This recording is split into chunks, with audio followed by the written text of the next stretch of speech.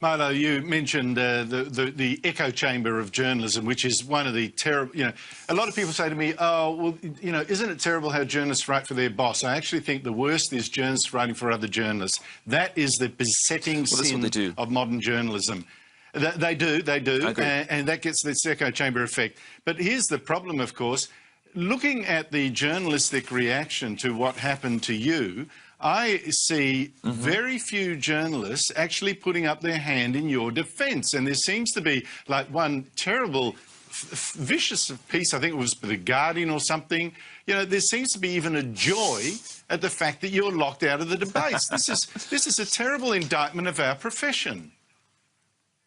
Well, I think it is, but it tells you. I mean, look, I've been a media critic. One of my favourite hobbies and part of my job is to call attention to the failings of the media. So it's not surprising that when something like this happens to me, some of the media are quite happy about it. But I did notice in the LA Times, which is probably the most left-leaning newspaper in America, even the LA Times said that this was a bad decision. This was strategically stupid. It was going to, I mean, I'll tell you, when this happened to me, I was at the Republican National Convention in Cleveland, and it made me a sensation. I would already have been very popular there, but it made me a sensation. I was the talk of the, so I mean, sorry, I hate to brag, but, I was the talk of the convention. I could not walk from one end of the media row corridor to the other without being accosted, assailed by fans, by other journalists. I was doing 70, 80 interviews a day.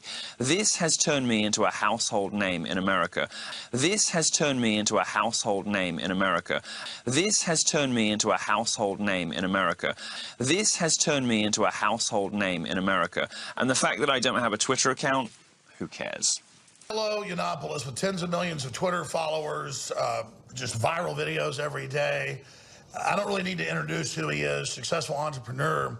And he also goes by the dangerous faggot because I guess he doesn't want to go along with the fake liberals that want to restrict free speech and like ban the word mother and father and all this weird Jim Jones stuff. But I mean, I didn't realize how huge this interview was going to be because I've been trying to get you on for months.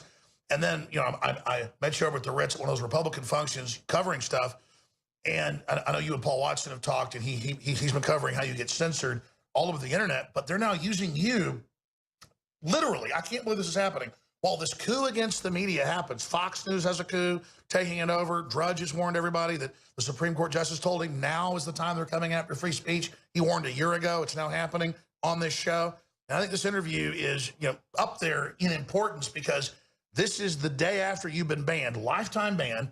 And they say under these UN rules, anybody will be banned on the internet, period, if you've been shown to be hateful for making fun of the abominable Ghostbusters movie. So this is getting crazier and crazier. And I wondered, I'm like, Milo's not giving statements to the press. It's like one of the top stories in the world right now. I mean, this is crazy.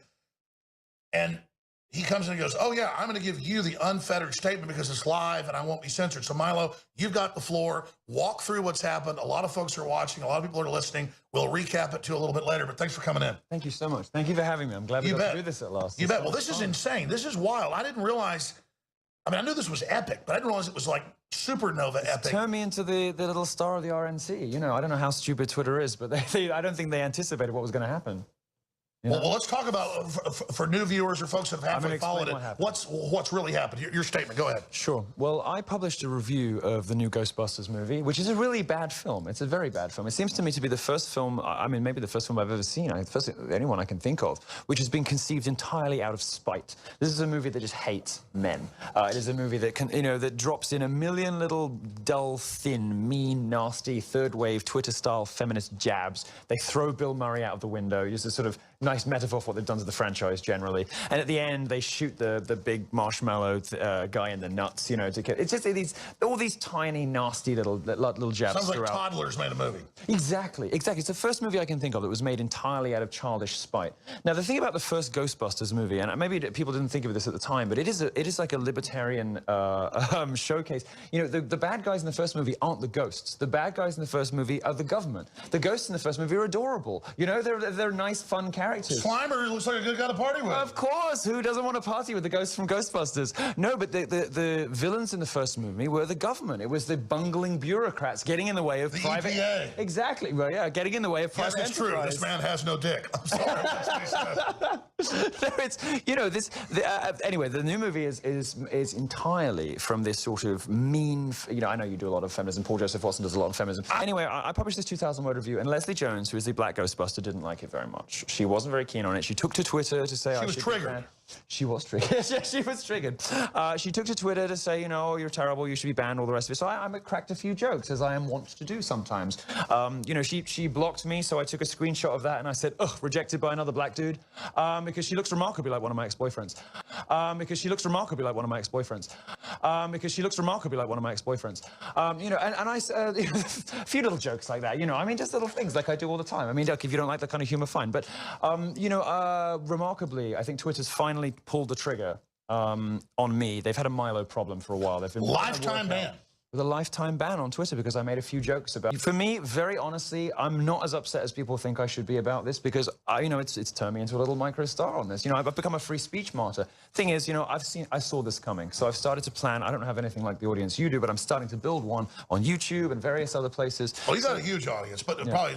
but expanding on that, then but let's talk about what they're claiming you did, because Paul Watson shot a video about it. I saw you It's break it interesting that down. no one will publish it. You know, all these left-wing media outlets, you know, who I've said no to interviews to because I wanted to sit down with somebody who was kind of on message, I can actually talk, you know.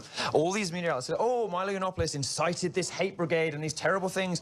Not one of them quotes anything I said. I was reading the New York Times. It sounded like you committed murders or No, something. not one of them. All you was quotes make anything fun. I said. Anything I said. And of course, you know, I'm like, so what Twitter's line on this seems to be that I incited harassment of an individual by publishing a movie review. Are you insane? Should I start censoring my movie reviews in case they contain any women or black characters that might get bad words on the internet? This is nuts. Why do you think they're so scared of you? Because they really do hate you. Oh, because they can't beat me. Because I fall into this weird sort of, well, for the left anyway, a weird character, this gay conservative who's like sassy and funny and interesting, and they can't do what they normally do with like the straight white men, call them bigots and misogynists and all the rest of it. They can't label me like they normally do. They can't call me names. None of the traditional leftist tactics work on me because they're obviously just, you know, it's obviously not true. You can't call me a homophobe and get away with it. It's so stupid, you know?